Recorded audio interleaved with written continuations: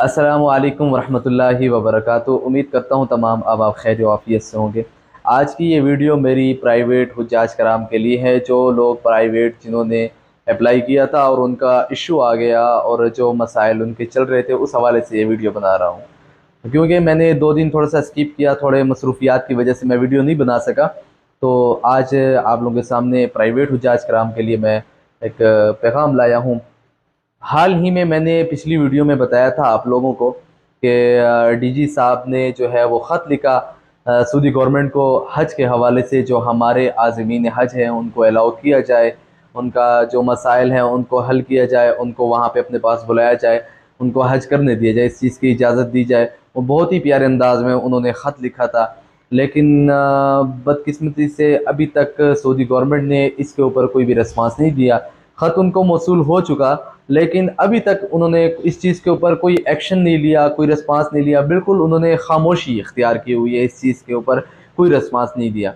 उसके अलावा जो वज़ीर आज़म साहब की तरफ से जो कोशिश हुई लास्ट टाइम, और इस मामले में जो हुई, उसके ऊपर भी उन्होंने इसका कोई रिस्पांस नहीं दिया। ये सारे मामला जो थे उन्होंने स्किप किए हुए हैं, बिल्कुल खामोशी इख्तियार की हुई है। मेरे ख्याल से कि जो है ये चीज़ें जो है इसमें हमारी कुछ गलतियाँ हैं। जो डीजी साहब ख़त अभी लिख रहे थे, उनको चाहिए था कि ये ख़त पहले लिख लेते, ताकि मामला जल्द हो जाते, ठीक हो जाते, बेहतर हो जाते, इनको इजाज़त मिल जाती, यहाँ सऊदी गवर्नमेंट की तरफ से इनको इजाज़त मिल जाती, ये तमाम हुज्जाज कराम हज के लिए चले जाते अगर ये सारी चीज़ें पहले की जाती। लेकिन ये चीज़ें बिल्कुल एंड पे हो रही हैं, तो इसमें बहुत ज़्यादा ख़दशा आ गया और बहुत ज़्यादा वहाँ सऊदी गवर्नमेंट भी खामोश हो गई। इस चीज़ से ये वाज़े हो रहा है कि सऊदी गवर्नमेंट जैसे हमें ये कहना चाह रही है कि हमने जितने हुज्जाज कराम अलाउ करने थे हमने अलाउ कर लिए, उसके अलावा मज़ीद किसी को इजाज़त नहीं दे रहे।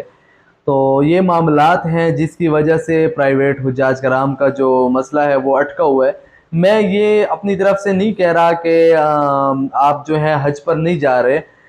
मेरी तो यही ख्वाहिश है कि कोई भी हाजी नहीं रहे, लेकिन जो मामलात नज़र आ रहे हैं, क्योंकि दिन पीछे रह गए हैं बहुत कम और मामलात जो हैं बहुत ज़्यादा हैं, जिसकी वजह से ना उनका कोई रिस्पांस आ रहा है। और ये इंतज़ामात करना भी बहुत बड़ी चीज़ होती है। अगर वो अलाउ करते हैं तो वीज़ा लगना, इंतज़ामात और ये चीज़ें फिर ये भी इतने टाइम के अंदर, कम टाइम के अंदर नहीं हो सकते।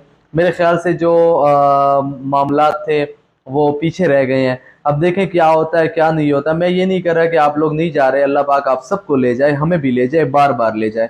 और लेकिन जो नज़र आ रहा है वो यही है, उनकी तरफ से जो हमें रिस्पांस मिला हुआ है तो 0% है, कोई रिस्पांस नहीं है। तो इससे ये ज़ाहिर होता है कि उनकी तरफ से कोई वो इजाज़त नहीं मिलनी, और यही नज़र आ रहा है। वो ये कहना चाह रहे हैं कि जितनों को हमने अलाउ करना था वो हमने अलाउ कर दिया, अब मज़ीद कोई हाजी यहाँ पे नहीं आएगा।